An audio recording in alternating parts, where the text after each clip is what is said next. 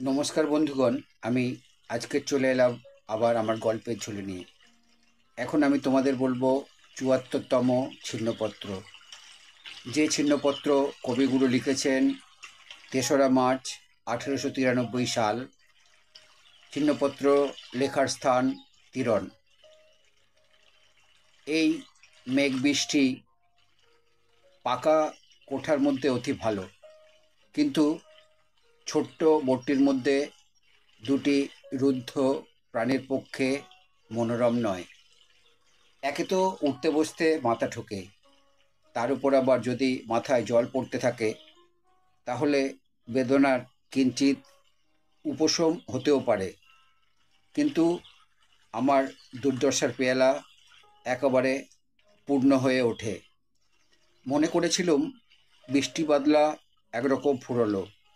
এখন স্নাত পৃথিবী সুন্দরী কিছুদিন রৌদ্রে পিঠ দিয়ে আপনার ভিজে এলো চুল শুকোবে, আপনার সিক্ত সবুজ শাড়িখানি রৌদ্রে গাছের ডালে টাঙিয়ে দেবে, মাঠের মধ্যে মেলে দেবে। বাসন্তী আঁচলখানি শুকিয়ে ফুরফুরে হয়ে বাতাসে উঠতে থাকবে। কিন্তু রকমটা এখনো সেভাবে নয়। বাদলার পর বাদলা, এ আর বিরাম নেই।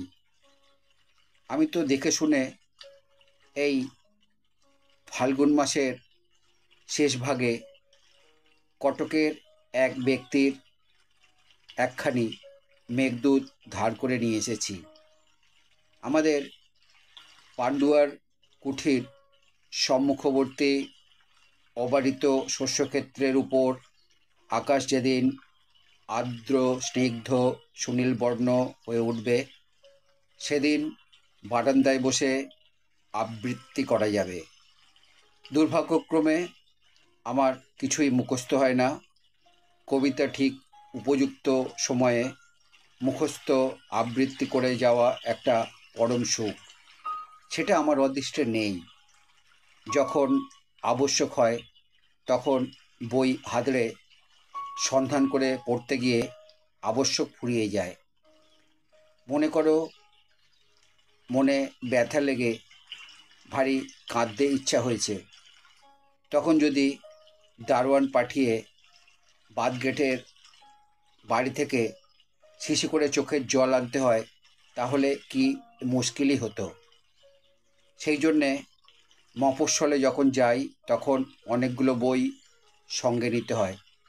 তার সবগুলোই যে প্রতিবার পড়ি তা নয়, কিন্তু কখন কোনটার দরকার বোধ হবে আগে থাকতে জানবার জো নেই, তাই সমস্ত সরঞ্জাম হাতে রাখতে হয়।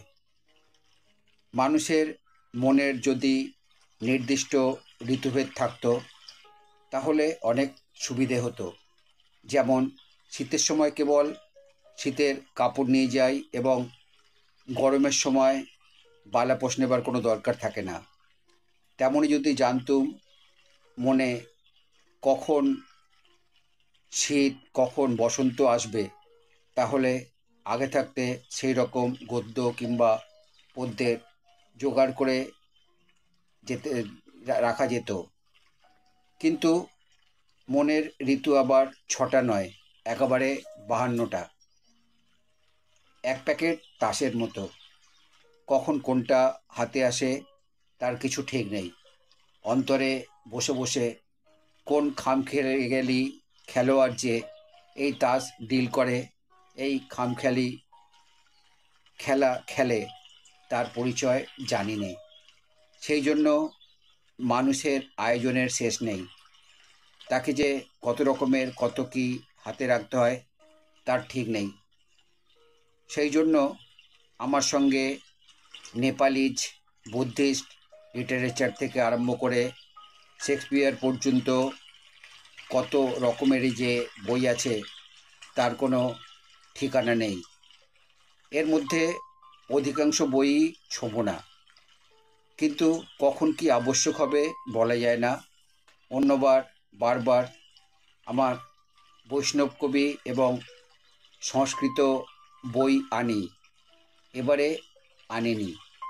সেই জন্য ওই দুটোই প্রয়োজন বেশি অনুভব হচ্ছে। যখন পুরী, খণ্ডগিরি প্রভৃতি ভ্রমণ করছিলুম, তখন যদি মেঘদূতটা হাতে থাকতো ভারী খুশি হতুম।